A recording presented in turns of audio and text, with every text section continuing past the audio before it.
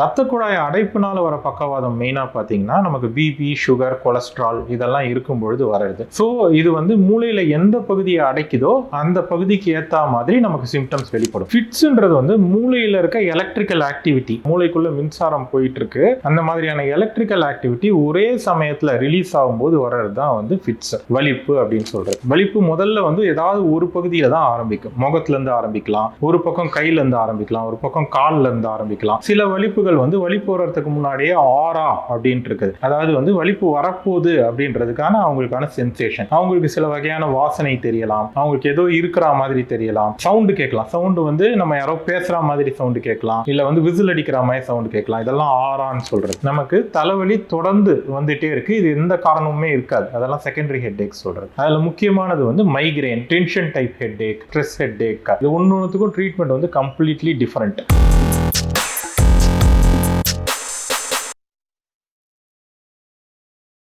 அனைவருக்கும் வணக்கம். இன்னைக்கு ஒரு தலைவலி காய்ச்சல்னா நார்மலா மருத்துவர்கிட்ட போயிட்டு டேப்லெட் வாங்கி சாப்பிட்டுட்டோம். அந்த தலைவலியே ரெகுலரா வருதுன்னும் போது யார்கிட்ட போகணும், எப்படி ட்ரீட்மெண்ட் எடுக்கணும்ன்றது நிறைய பேருக்கு தெரியறது இல்ல. இன்னைக்கு நம்மிடையே இருக்கிறார் நரம்பியல் நிபுணர் டாக்டர் சதீஷ்குமார் அவர்கள். வணக்கம் டாக்டர். வணக்கம். நரம்பு ரீதியா வரக்கூடிய பிரச்சனைகள், என்னென்ன பிரச்சனைகள் வரும், என்னென்ன பிரச்சனைகள் வரும்போது உங்களை வந்து நாங்க பார்க்கணும், அதை பத்தி கொஞ்சம் சொல்லுங்க. நரம்பு சம்பந்தமான காமனான பிரச்சனைகள் பாத்தீங்கன்னா ஒண்ணு வந்து தலைவலி, வலிப்பு வர்றது, தலை சுத்துறது, இதெல்லாம் தாங்க வந்து காமனான பிரச்சனைகள். இது இல்லாம நமக்கு வந்து ஒரு பக்கம் கை கால் வராம இருக்கிறது, இல்ல வந்து கால் மட்டும் வராம இருக்கிறது, இல்ல கழுத்து கீழே வராம இருக்கிறது, கழுத்து வலிகள், முதுகு வலிகள், ட்விச்சஸ்னா தசை துடிப்பு, தசை துடிக்கிறது, இது எல்லாமே வந்து நம்ம வந்து நியூரோ சர்ஜன் மூலமா தான் ட்ரீட்மெண்ட் வந்து பண்ண வேண்டி இருக்கும். இது எல்லாத்துக்கும் காரணங்களும் நிறைய இருக்கலாம். ரொம்ப எமர்ஜென்சியான விஷயங்கள், பக்கவாதம் அப்படின்ற விஷயமுமே வந்து நியூரோ டாக்டர் தான் பார்ப்பாங்க. முதுகு வலிகள்லாம் வந்து நீண்ட நாளைய பிரச்சனைகள், முதுகு வலிகள், தலைவலிகள், வீக்னஸ், கை கால்கள் செயலிழத்தல், இந்த மாதிரியான கிரானிக்கான விஷயமும் நியூரோ சர்ஜன் தான் பார்ப்போம். டாக்டர், இப்போ ஒரு பேஷண்ட்டுக்கு தலைவலி வந்து வருது, அவங்க ஒரு டேப்லெட் வாங்கி போட்டு அந்த தலைவலியை அந்த நேரத்துக்கு சரி செஞ்சுக்கிறாங்க. அந்த தலைவலி திரும்ப திரும்ப வரும்போது அவங்க என்ன பண்ணணும்? தலைவலி வர்றது வந்து நமக்கு ஒரு தடவை 2 தடவை வருது, சளி பிடிக்கும் பொழுது வருது, அதெல்லாம் வந்து நம்ம சாதாரணமான பொது டாக்டரே பார்த்து ட்ரீட்மெண்ட் எடுத்துக்கலாம். தொடர்ந்து தலைவலி வந்துகிட்டே இருக்குன்னும் பொழுது அதுக்கான காரணத்தை வந்து ஃபர்ஸ்ட் கண்டுபிடிக்கணும். தலைவலி வர்றதுக்கு நிறைய காரணங்கள் இருக்கலாம். கண்ணு பிரச்சனை காமனா இருக்கலாம். அதுக்கு பிறகு நமக்கு வந்து சைனசைட்டிஸ்ன்றது முகத்துல நிறைய இடத்துல வந்து நம்ம காத்து போறதுக்கான இடங்கள் இருக்கு, அந்த இடத்துக்குள்ள சளி வந்து சேர்றது, அது பேர் தான் சைனசைட்டிஸ். அது இருந்தாலும் தலைவலிகள் வரலாம். அதுக்கு பிறகு நமக்கு வந்து பிபி, சுகர், தைராய்டு, இந்த மாதிரியான பிரச்சனைகள் இருந்தாலுமே நமக்கு வந்து தலைவலிகள் வரலாம். அதுக்கு பிறகு ரொம்ப ஆபத்தான கண்டிஷன், மூளைக்குள்ள வந்து மூளைக்குள்ள கட்டிகள் வர்றது, மூளைக்குள்ள ரத்த கசிவு ஏற்படுறது, இந்த மாதிரியான விஷயங்கள்லயுமே தலைவலிகள் வரலாம். இதெல்லாம் இல்லாம கிரானிக் ஹெட்ஏக் இருக்கு. கிரானிக் ஹெட்ஏக் அப்படின்றது நமக்கு தலைவலி தொடர்ந்து வந்துட்டே இருக்கு, இது எந்த காரணமுமே இருக்காது, அதெல்லாம் செகண்டரி ஹெட்ஏக் சொல்றது. அதுல முக்கியமானது வந்து மைக்ரேன், டென்ஷன் டைப் ஹெட்ஏக் அப்படின்ற நிறைய வகைகள் இருக்குது. அது இல்லாம ஸ்ட்ரெஸ் ஹெட்ஏக், ட்ரைஜெமினல் கெஃபலால்ஜியா அப்படின்றது, இது எல்லாமே வந்து தலைவலியா தான் வரும். இது ஒன்னொன்னுக்கும் ட்ரீட்மெண்ட் வந்து கம்ப்ளீட்லி டிஃபரெண்ட். ஸோ இந்த மாதிரி தொடர்ச்சியான தலைவலி இருந்தா கண்டிப்பா ஒரு நரம்பியல் நிபுணரை வந்து நீங்க வந்து சந்திச்சு இது எந்த வகையான தலைவலி அப்படின்றத டயக்னோஸ் பண்ணி அதற்குரிய மருத்துவம் எடுத்துக்கிட்டாதான் இந்த தலைவலி வந்து சரியாகும். டாக்டர், ஒரு பர்சன்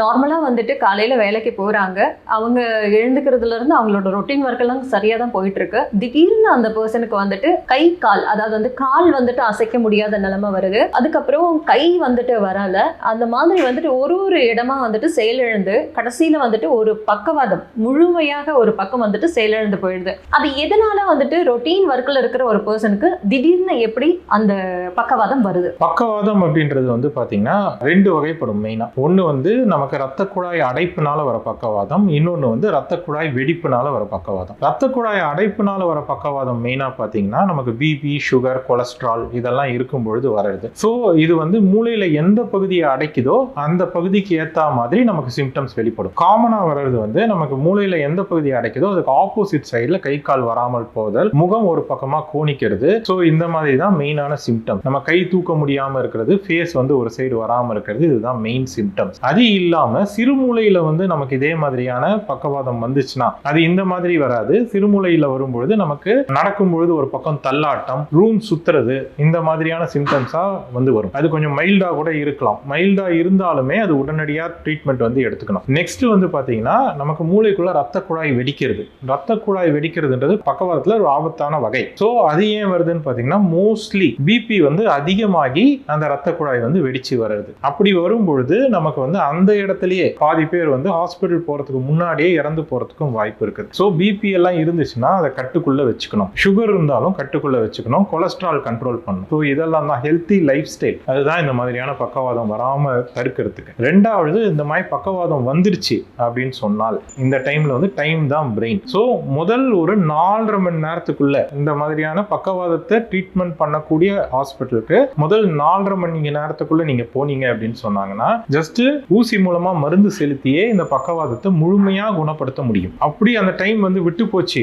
அப்படின்னு சொன்னாலும் ஒரு 12 மணி நேரத்துக்குள்ள நீங்க போனீங்கன்னா நமக்கு வந்து ஆன்ஜியோ பண்ற மாதிரி காலில் வந்து மருந்து செலுத்தி மூளைக்கு போய் அந்த இடத்துல மருந்து போடுறது மூலமா இந்த பக்கவாதத்தை ரிவர்ஸ் பண்ண முடியும். ஸோ டைம் தான் ரொம்ப முக்கியம். இந்த மாதிரியான சிம்டம்ஸ் தெரிஞ்சால் முகம் ஒரு பக்கம் கோணிக்கிறது, கை கால் வந்து வராம போறது, ஒரு சைடு வராம போறது, நடக்கும் பொழுது தடுமாற்றம், ரூம் சுத்துறது, இந்த மாதிரி எது இருந்தாலும் உடனடியா ஹாஸ்பிட்டலுக்கு ஒரு 4.5 மணி நேரத்துக்குள்ள போயிட்டீங்கன்னா முழுசா குணப்படுத்த முடியும். டாக்டர், இப்போ ஃபிக்ஸ் அப்படின்னு சொல்றாங்க இல்லையா, இந்த ஃபிக்ஸ் வந்து யார் யாருக்கெல்லாம் வரும், இது எதனால வருது? ஃபிட்ஸ்ன்றது வந்து மூளையில இருக்க எலக்ட்ரிக்கல் ஆக்டிவிட்டி, மூளைக்குள்ள மின்சாரம் போயிட்டு இருக்கு, அந்த மாதிரியான எலக்ட்ரிக்கல் ஆக்டிவிட்டி ஒரே சமயத்துல ரிலீஸ் ஆகும்போது வர்றது தான் வந்து ஃபிட்ஸ். வலிப்பு அப்படின்னு சொல்றது. வலிப்பு வேற, வலிப்பு நோய் வேற. வலிப்புன்றது ஒரு தடவை வந்துச்சுன்னா வலிப்பு, அது வந்து நிறைய காரணங்கள் இருக்கு. நம்ம சரியா சாப்பிடல, உடம்புல இருக்க ரத்த சர்க்கரை அளவு குறைஞ்சா கூட நமக்கு வந்து வலிப்பு வரலாம். ஓகே, அதெல்லாம் வந்து வலிப்பு நோய் கிடையாது, ஒரு தடவை தான் வரும். சில சமயம் குழந்தைகளுக்கு வந்து ஃபீவர் வந்தாலும் வலிப்பு வரும், அதெல்லாம் ஒரு தடவை தான் வரும். அது வந்து நம்ம பெருசா ட்ரீட்மெண்ட் வந்து தேவைப்படாது. வலிப்பு வரும் பொழுது நம்ம என்ன பண்ணணும் அப்படின்னு கேட்டீங்கன்னா, நம்ம வந்து வலிப்பு வந்தவருக்கு வந்து சுத்தி அடிப்படாம எல்லா பொருட்களையும் நகர்த்தி வச்சுட்டு அவரை ஒரு பக்கமா கவுத்து வச்சோம்னா அவருக்கு வந்து வாயில உமிழ்நீர் வந்து வரும், சலைவா. அந்த சலைவா வந்து நுரையீரலுக்கு போகாம வெளியில வராம ஒரு சைடு மட்டும் நகர்த்தி வச்சோம்னா வலிப்பு மேக்சிமம் 1 நிமிஷம் 2 நிமிஷத்துக்கு மேல வராது, அதுவாகவே நின்றுடும். இதுதான் வலிப்பு வந்தா செய்யக்கூடியது. உடனடியாக ஹாஸ்பிட்டலுக்கு கூப்பிட்டு போகணும். வலிப்பு வந்தால் உடனே அடுத்த வலிப்பு வர்றதுக்கும் கொஞ்சம் வாய்ப்பு இருக்கு, ஒரு 24 மணி நேரம். ஸோ யூஸ்வலா ஹாஸ்பிட்டல்ல ஒரு 24 hours ஆகுது அட்மிஷன் செஞ்சு ஏன் வலிப்பு வந்துச்சுன்ட்டு மெயினா பார்ப்பாங்க. இது வந்து வலிப்பு. வலிப்பு நோய் அப்படின்னா என்னன்னு கேட்டீங்கன்னா, தொடர்ச்சியா வலிப்பு வர்றதுக்கு வாய்ப்பு இருந்தால் அது வலிப்பு நோய் அப்படின்னு சொல்லுவோம். அதை எப்படி டிட்டர்மைன் பண்ணுவோம்னு கேட்டீங்கன்னா, ஒரு 2 வலிப்பு 24 மணி நேரத்துக்கு அப்புறம் எந்த காரணமும் இல்லாம வந்துச்சுன்னா அது வந்து வலிப்பு நோய். அதே மாதிரி சில சிண்ட்ரோம்ஸ் எல்லாம் இருக்கு, அதுலயுமே வந்து இந்த மாதிரி வரலாம் வலிப்பு நோய் அப்படின்னு. வலிப்பு நோய் அப்படின்னு முடிவாயிடுச்சு அப்படின்னு சொன்னோம்னா நம்ம வந்து அதுக்கு முறையான டெஸ்ட் பண்ணணும், பரிசோதனை பண்ணணும். என்ன டெஸ்ட் யூஸ்வலாக பண்ணுவோம் அப்படின்னு கேட்டிங்கன்னா, எம்ஆர்ஐ பிரெயின் எடுப்போம். அது இல்லாமல் இஇஜின்னு சொல்கிறது, நம்ம எப்படி ஹார்ட்டுக்கு வந்து இசிஜி இங்கே வச்சு பார்க்குறோமோ அதே மாதிரி பிரெயினுடைய எலக்ட்ரிக்கல் ஆக்டிவிட்டி பார்க்கறது பேர் வந்து இஇஜி அப்படின்னு சொல்கிறது. அது தலையில் வந்து ஒரு கேப் மாதிரி மாட்டி எடுப்பாங்க, இஇஜி. ஸோ இஇஜியும் எம்ஆர்ஐயும் பண்ண வேண்டியிருக்கும். எம்ஆர்ஐன்றது சாதாரண எம்ஆர்ஐ பண்ணால் ஒன்றும் தெரியாது. நம்ம இந்த வலிப்பு வர்றதுக்கான எம்ஆர்ஐ இருக்குது, 3 டெஸ்லா எம்ஆர்ஐ, எபிலெப்சி புரோட்டோகால் சொல்கிறது. அந்த மாதிரியான எம்ஆர்ஐ பண்ணால்தான் அது என்ன சின்ன சின்ன காரணங்கள் இருந்தாலும் கண்டுபிடிக்க முடியும். ஸோ அந்த மாதிரியான எம்ஆர்ஐயும் இஇஜியும் எடுத்துட்டு பிளஸ் அதை விட முக்கியமானது வந்து அந்த வலிப்பு வந்ததை வந்து பார்த்தவங்க சொல்றது, அதுதான் ரொம்ப முக்கியமானது. ஸோ இந்த வலிப்பு வரும்பொழுது யூஸ்வலா பேஷண்ட்ஸ்க்கு வந்து வலிப்பு வந்தது தெரியாது.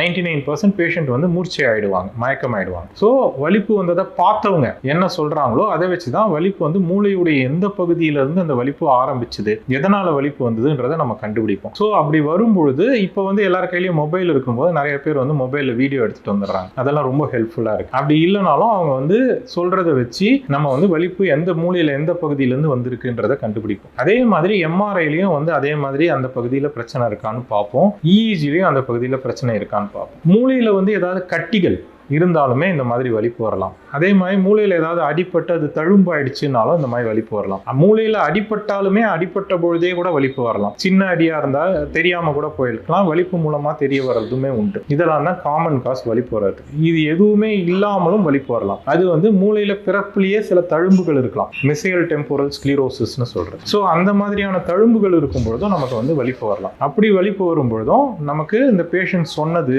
எம்ஆர்ஐல இருக்கிற அந்த தழும்பு பிளஸ் ப்ளஸ் இஇஜி எல்லாமே வந்து ஒரு பக்கத்தில் இருந்துச்சுன்னா அறுவை சிகிச்சை செய்கிறது மூலமாக முழுமையாக குணப்படுத்த முடியும். அது இல்லாமல் ஃபஸ்ட்டு வந்து நம்ம வலிப்புக்கு மாத்திரைகள் நிறையா வந்துடுச்சு. இப்போ மருந்துகள் மூலமாகவே வலிப்பு வந்து நம்ம நல்லா கண்ட்ரோல் பண்ணி வலிப்பு இருக்கவங்க நல்ல ஆரோக்கியமான வாழ்க்கையை வாழலாம். மருந்துகள் மட்டும் கரெக்டாக எடுத்துக்கணும். வலிப்பு வரவங்களுக்கு தூக்கம் ரொம்ப முக்கியம். மற்ற வியாதியிலலாம் வந்து நிறைய சாப்பாடு அதை பற்றிலாம் சொல்கிற மாதிரி வலிப்பு வியாதி இருக்கவங்களுக்கு தூக்கம் ரொம்ப முக்கியம். நல்லா தூங்கி எழுந்து மாத்திரைலாம் போட்டாலே வலிப்பு வந்து கண்ட்ரோலில் வச்சுக்கலாம். அதே மாதிரி இந்த மாதிரி காரணங்கள் ஏதாவது இருந்துச்சுன்னா அறுவை சிகிச்சை மூலமாகவோ இல்லாட்டி வந்து டிபிஎஸ்ன்னு சொல்கிறது டீப் பிரெயின் ஸ்டிமுலேஷன் மூலமாகவோ அந்த வலிப்புகளை கண்ட்ரோல் பண்ணி வச்சுக்கலாம். வலிப்பு வந்து ஒருத்தர் கீழே விழுறாங்க, அவங்கள வந்துட்டு வீடியோ எடுத்துக்கு வந்து உங்ககிட்ட காமிக்கிறாங்க இல்லையா, அதை பார்க்கும்போது அவருக்கு மூளையில் எந்த பக்கத்துல இருந்து வலிப்பு வந்ததுன்னு நீங்க எப்படி கண்டுபிடிக்கிறீங்க?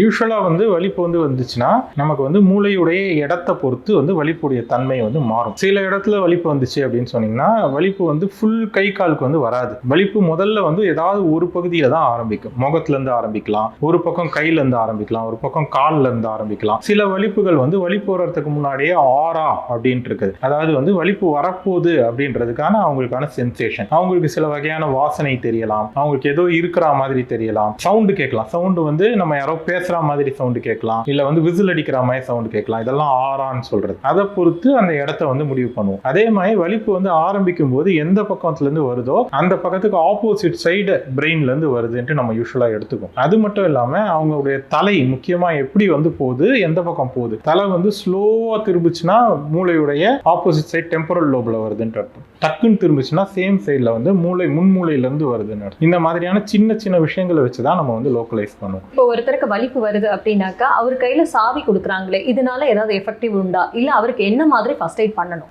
நம்ம ஏற்கனவே சொன்ன மாதிரி வலிப்புன்றது தன்னால நின்றுடும். மேக்ஸிமம் 1 to 2 minutes தான் வலிப்பு வரும், தன்னால நின்றுடும். அதனால கையில இரும்பு கொடுக்கறதெல்லாம் வந்து அவ்வளோ யூஸ்ஃபுல் கிடையாது. அது வந்து ஒரு எதேச்சையான செயல் தான். கொடுக்கும்பொழுது அதுவே நின்றுடுது, கொடுக்கலனாலும் அதே நின்றுடும். ஸோ பட் கொடுக்கறதுனால என்ன பிரச்சனை அப்படின்னு கேட்டிங்கன்னா சம்டைம்ஸ் வந்து அவங்க ஃபாஸ்டா பண்ணும்பொழுது தன்னையே வந்து தாக்கிக்கிறதுக்கு வாய்ப்பு இருக்குது. ஸோ அதை கொடுக்காம இருக்கிறது நல்லது. வலிப்பு வந்து நான் சொன்ன மாதிரி ஒரு பக்கமா திருப்பி வச்சுட்டு அடிப்படாம எல்லாத்தையும் நகர்த்தி வச்சுட்டு வெயிட் பண்ணாலே போதுமானது. வலிப்புன்றது 2 minutesல நின்றுடும். ஒருவேளை 5 minutesக்கு மேல ஆச்சுன்னா அந்த வலிப்பு வந்து ரொம்ப சீரியஸான வலிப்பு, ஸ்டேட்டஸ் எபிலெப்டிகஸ் அப்படின்றது. ஸோ அந்த மாதிரி ஆச்சுன்னா உடனடியாக அர்ஜென்ட்டாக ஹாஸ்பிட்டல் கூட்டிகிட்டு போகிறது நல்லது.